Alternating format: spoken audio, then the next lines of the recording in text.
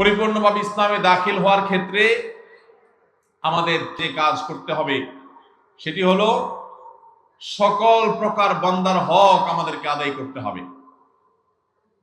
আল্লাহ রাব্বুল আলামিন আমাদেরকে তার যে আদেশ নিষেধগুলো আমাদেরকে মেনে চলতে বলেছেন, এর মধ্যে বেশ কিছু বিষয় আল্লাহ রেখেছেন যেগুলো মানবাধিকার সংশ্লিষ্ট, মানুষের অধিকার সংশ্লিষ্ট। শুধু মানুষ নয়, অন্যান্য প্রাণীকুল, অন্যান্য সৃষ্টি, এমনকি পোকামাকড়, এমনকি বৃক্ষ তরুলতা, এই সবগুলোর অধিকার আল্লাহ তাআলা আমাদের উপর রেখেছেন। আমাদের কর্তব্য আছে নিজের প্রতি, নিজের পরিবারের সদস্যদের প্রতি, মুসলমানদের প্রতি, প্রতিবেশীদের প্রতি, এমনকি অমুসলমানদের প্রতি, মানুষ তো বটে, এমনকি পশু পাখির প্রতি, কীট পতঙ্গের প্রতি, এমনকি নিষ্প্রাণ আল্লাহর যেসব সৃষ্টি আছে সেগুলোর প্রতি, সবকিছুর প্রতি আমাদের দায়বদ্ধতা আছে, আমাদের জবাবদিহিতা আছে। আপনি নামাজ ভালো পড়লেন, মুসলমান হিসাবে আপনি ভালো হওয়ার চেষ্টা করলেন, ইমানটাকেও খাঁটি করলেন, কিন্তু আপনি মানুষের অধিকার নষ্ট করলেন, মানুষের হক নষ্ট করলেন, মানুষকে কষ্ট দিলেন, মানুষ প্রতি জুলুম করলেন, মানুষের হক মেরে খাইলেন, মানুষের টাকা মেরে দিলেন। আপনি ব্যবসা করতে গিয়ে 2 নম্বরই কাজ করলেন, ক্রেতা হয়ে যখন গিয়েছেন তখনও আপনি খারাপ কাজ করেছেন। আপনি কখনো আল্লাহর খাতায় ভালো মুসলমান হতে পারবেন না। ভাইরা আমার, পরিপূর্ণভাবে ইসলামে দাখিল হওয়ার জন্য শুধুমাত্র 5 ওয়াক্ত নামাজ পড়লেই চলবে?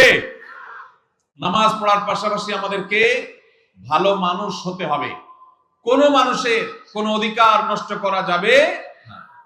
আল্লাহ রাব্বুল আলামিন আমাদেরকে সেই কর্তব্য আদায় করতে বারবার সতর্ক করেছেন। প্রিয় নবী সাল্লাল্লাহু আলাইহি সাল্লাম বলেছেন, ইন্নালি জাসাদিকা আলাইকা হাক্কা।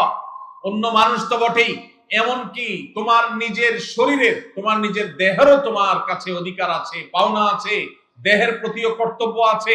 কোন কারণ ছাড়া তুমি তোমার নিজেকেও যদি কষ্ট দাও, নিজের প্রতিও যদি জুলুম করো, তাহলে তার জন্য আল্লাহর কাছে জবাবদিহি করতে হবে। কেন ইসলাম আত্মহত্যাকে হারাম করেছে? এর একটি কারণ এই, আল্লাহ তাআলা আপনাকে যে জীবন দিয়েছেন, এই জীবনকে রক্ষা করা আপনার জন্য ফরজ। এই জীবনকে নষ্ট করার অধিকার আল্লাহ আপনাকে, আমার শরীর, আমার দেহ, আমি যা ইচ্ছা তা করব, তারা কখনো ইমানদার হতে পারে না। এটা ইমানদারের স্লোগান হতে পারে না। ইমানদার বিশ্বাস করে, ইন্না সলাতি ওয়া নুসুকি ওয়া মাহইয়ায়া ওয়া মামাতি লিল্লাহি রাব্বিল আলামিন। নিশ্চয় আমার সালাত, আমার কুরবানি, আমার জীবন, আমার মরণ, সব কিছু আমি নিবেদন করব কার উদ্দেশ্যে? একমাত্র আল্লাহ রাব্বুল আলামিনের উদ্দেশ্যে। আমার এই জীবন আল্লাহর দেওয়া, আল্লাহর নির্দেশে এটা পরিচালিত হবে। অতএব আল্লাহ নিষেধ করেছেন, ওয়ালা তুলকু বিআইদিকুম ইলা তাহলুকা, তোমরা নিজেদেরকে ধ্বংসের দিকে ঠেলে দিও না।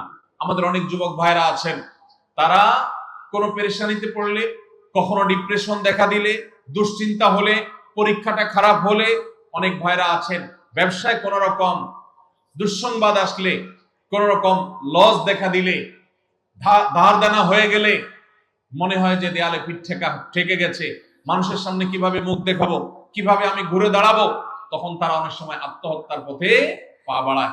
নবী করিম সাল্লাল্লাহু আলাইহি সাল্লাম পরিষ্কারভাবে জানিয়েছেন, যেই ব্যক্তি নিজেকে আত্মহত্যা করবে কোনো উপায়ে, কিয়ামতের দিন আল্লাহ রাব্বুল আলামিন তাকে সেই উপায়ের শাস্তি দিতে থাকবেন।